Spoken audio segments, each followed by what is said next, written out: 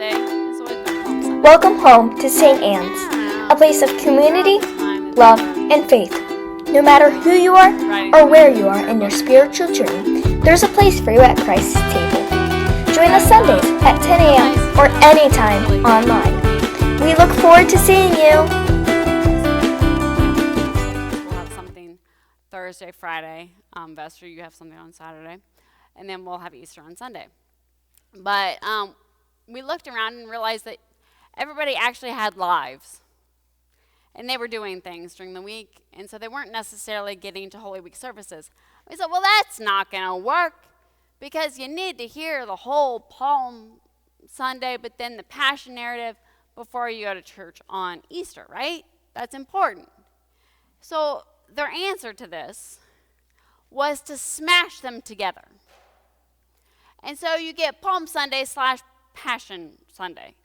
And it is the most, I don't even know. What term did you use for it this morning? Jen had a comment about it. And yeah, like it is. It's an emotional roller coaster. We don't give enough attention to any of it. And it's just overwhelming and chaotic. And I even remember as a small child, I hated it. I absolutely hated it because there was just too, we start with a parade. We're all excited. Woo, it's awesome, right? Lent is finally over. Woo! And then we all stand up together and we say, crucify him, crucify him. And you're like, well, how did we get there?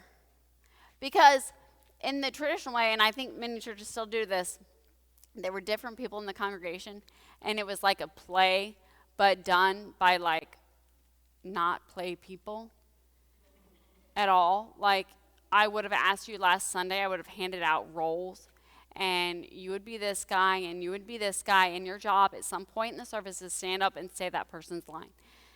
And it just doesn't work. Now, I mean, I'm sure it does some places, but I just never felt like it stays true to what we're trying to do here. And I'm sorry, if liturgy and church don't stay true to helping us be Christians, then why are we doing it? So let's not. We don't do that here. We do Palm Sunday, and and we have something on Thursday, Friday, and rest we have something on Saturday. And I completely understand that you have lives that may or may not fit into that.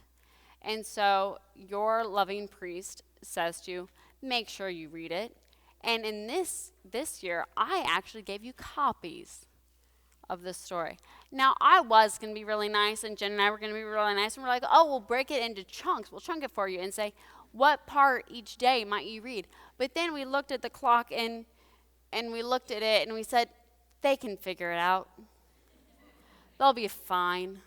So please, it's before you show up on Sunday morning, because you'll be here on Sunday morning, right? Nobody wants to miss an Easter at St. Anne's. Trust me on this. Make sure you read it. If you cannot be here on Thursday or Friday, make sure you read it. It's really, really important that we walk the path of Holy Week between today and Sunday. Because there's just so much, and it really is like we condense down the entire human experience into 1 week. And it's overwhelming how we get there. And I'm going to tell you a story, and it's going to sound political, and please hear me say this. I do not mean it to be, okay? In this congregation, there is somebody who stands everywhere. At my dinner table, there's somebody who stands everywhere. I happen to have my stance on things. So I happened yesterday to be at the No Kings rally in Lee Summit. And if you've ever been to a parade or a rally or anything, it feels amazing, right? It feels absolutely incredible. Everyone's excited. The weather yesterday was fantastic. I mean, it's one of the 2 days in Missouri we get good weather. It was glorious. Don't waste a day like that. Go golfing. Okay, do something. Don't waste a good day in Missouri. But it was just, it felt good. In fact, Wesley went with me, and at the end of it, as we're going home, she said, my God, my faith in humanity is restored. So it just felt good, right? And everything is funny and laid back. And then I looked at a young woman who, I'm guessing late teens, maybe early 20s, you know that time when like women are beautiful, but you don't really know what age they are? Okay, she's that age. And she has a sign that says, my Mexican dad doesn't have a mugshot. And I thought to myself, I felt so convicted. Because I love the feel-good stuff. I'm a feel-good Christian. I love being a Christian. It's amazing. Because when we really accept God's love for us, it's incredible, right? To feel that loved in spite of all of our stuff. But all of a sudden, I realized that to be a true person who believes the things that I say that I believe in justice and the humanity of all people and protecting all people, and that all people want love and safety and care, it might not always feel good. So what am I going to do between that feel-good moment that I had yesterday and the fact that somebody is terrified that her hardworking dad is in prison? Oof.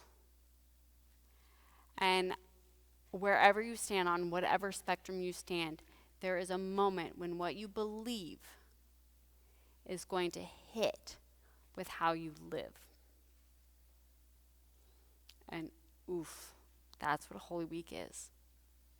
Holy Week moves us from the excitement and joy. Everyone's excited. Everyone loves a parade, right? Palm Sunday is all about that. Everyone loves a parade. Everyone's excited to see Jesus because guess what? Jesus makes people feel good. He is fun to be around. He heals people. He does miracles. My God, the man turns water into wine. If you don't want him as a friend, I don't even know what your expectations of friends are. Because my Lord, he would be my bestie for the restie. I'd be like, have you considered a Riesling, Jesus? Maybe something with a few bubbles. I mean, I'm here for gulpability, as EJ would call it. EJ knows I'm not a classy drinker. And so it feels good, right? They all love following Jesus. They're excited. It's wonderful. He's going to do awesome things. Jesus is here for us. But what's going to happen this week when we have to be there for Jesus?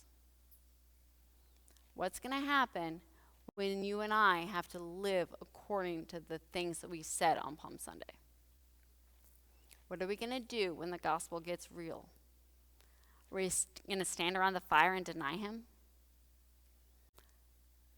That's really easy to do, right?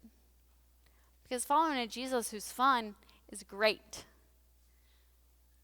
But standing up for Jesus who is the Christ is rough.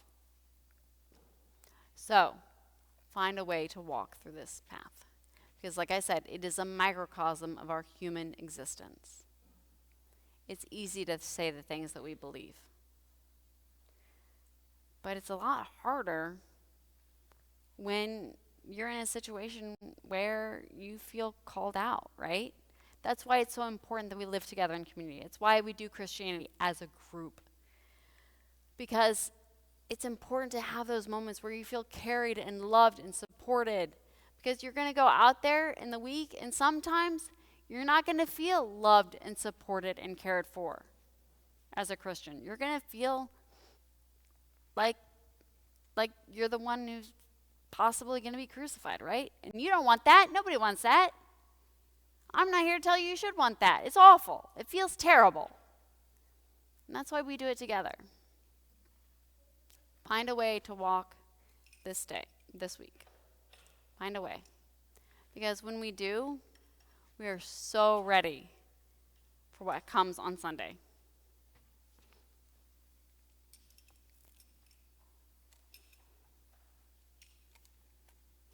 Oh, can I tell you a political story?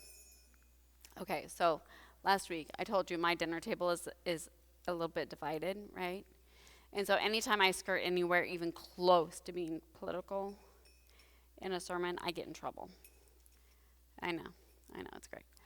Anyway, so last week, my husband really enjoys having a baby so that he doesn't have to be in here because he doesn't want to hear a sermon. It's awful. He listens to me all week long.